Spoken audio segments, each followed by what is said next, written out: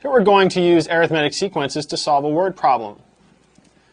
We have a weightlifter who begins his routine by benching 100 pounds and then increases the weight by 30 pounds for each set. If he does 10 repetitions in each set, what's the total weight lifted after 5 sets? The weights for each set form an arithmetic sequence with the first term, a sub 1, is equal to 100, and the common difference, d, is equal to 30.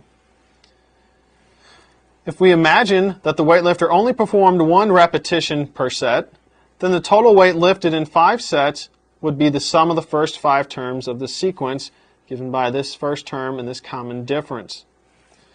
So we'll have our general term, a sub n, which is the first term, plus n minus 1 times the common difference.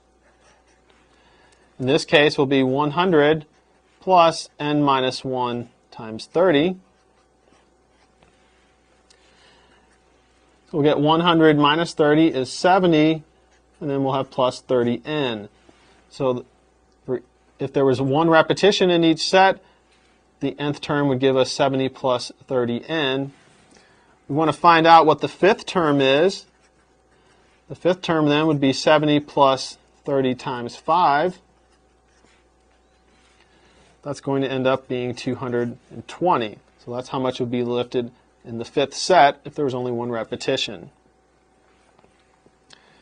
We want to find the sum of the first 5 terms of the sequence. So we're looking for the sum of the first n terms in an arithmetic sequence. That's going to be n over 2 times the sum of the first and nth terms.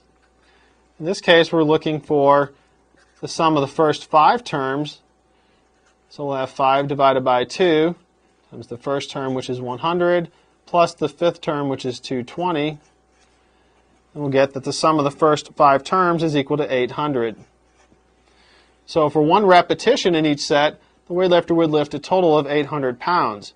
However, the weightlifter does 10 repetitions in each set, so we need to multiply this sum by 10 to obtain the total amount lifted.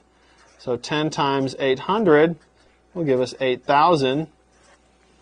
And so the weightlifter will have lifted a total of 8,000 pounds after the 5 sets.